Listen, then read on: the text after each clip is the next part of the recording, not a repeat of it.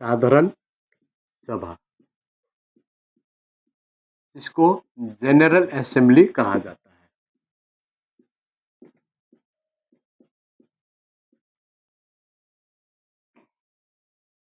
तो साधारण सभा जो है, सबसे पहले देखेंगे साधारण सभा का गठन कैसे होता है। साधारण सभा का गठन, साधारण सभा के सभी सदस्य, यूएनओ के सभी सदस्य, यूएनओ के कुल सदस्य,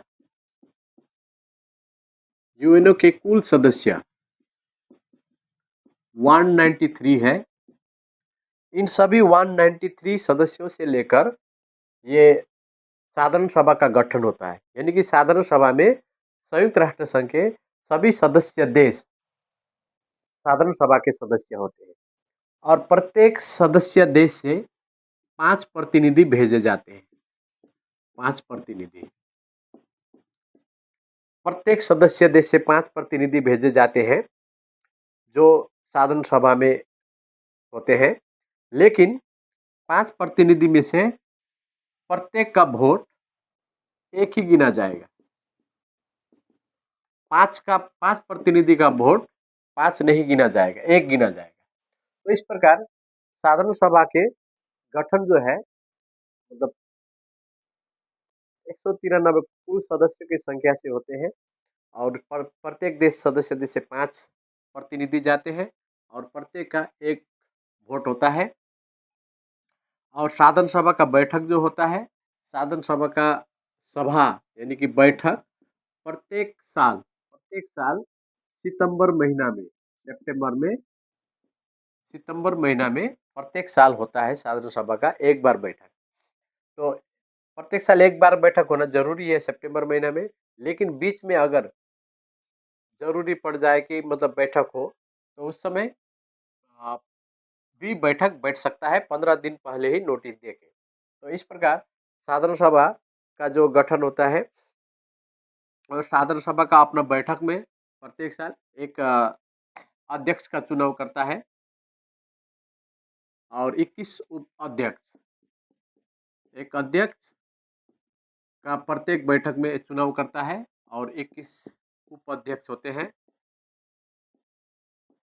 साधारण सभा में, जो मतलब सभा के लिए प्रत्येक साल चुनाव करते हैं और सभा का संचालन करते हैं।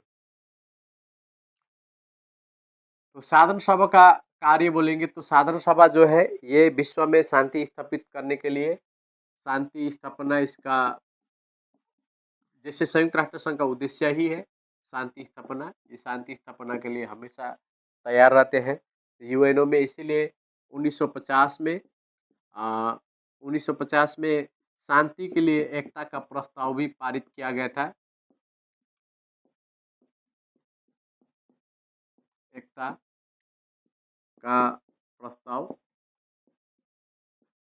1950 में। तो ये जो शांति के लिए एकता का प्रस्ताव, शांति स्थापित करने के लिए संयुक्त राष्ट्र संघ के लिए महत्वपूर्ण भूमिका है। ये संयुक्त राष्ट्र संघ का सबसे बड़ा अंग है और संयुक्त राष्ट्र संघ का सबसे बड़ा अंग है और संयुक्त राष्ट्र संघ में ये जो इसका महत्वपूर्ण भूमिका है और ये विश्व में शांति स्थापना करने के लिए महत्वपूर्ण भूमिका निभाते हैं।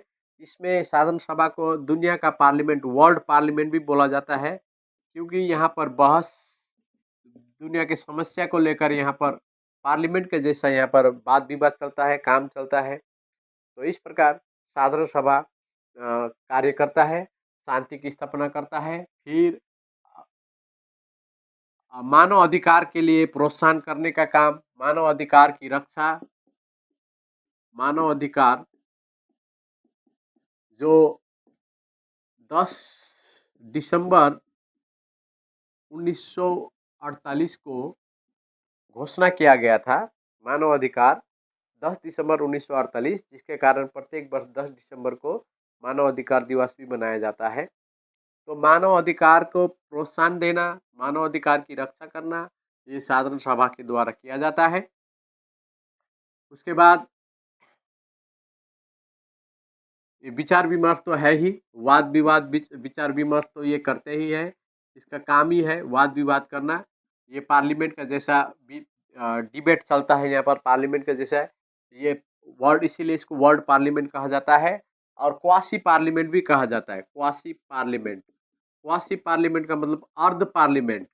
इसका कारण ये है क्योंकि जितने भी देश के पार्लियामेंट, जैसे भारत के पार्लियामेंट है, लोकसभा राज्यसभा जो है, इसका अपना पावर है, अथॉरिटी है। लेकिन साधारण सभा का मतलब वाद विवाद चलता है, लेकिन वो पार्लियामेंट का जैसा, अन्य देशों के पार्लियामेंट जैसा पावरफुल नहीं है। इसीलिए इसको क्वासी पार्लियामेंट या अर्ध संसद कहा जाता है। अर्ध संसद, आधा संसद, इसका पावर नहीं है। लेकिन फिर भी ये दुनिया में अपना डिबेट के द्वारा, वाद विवाद, विचार विमर्श के द्वारा दुनिया का जनमत तैयार करने के लिए ये बहुत महत्वपूर्ण भूमिका निभाता है। उसके बाद अ, जब भी कहीं पर युद्ध जैसा स्थिति होता है, कोई देश युद्ध करता है, किसी पर आक्रमण करता है, तो साधारण सभा वहाँ पर पारित करता है कि वहाँ पर शांति सेना भेजे जाए।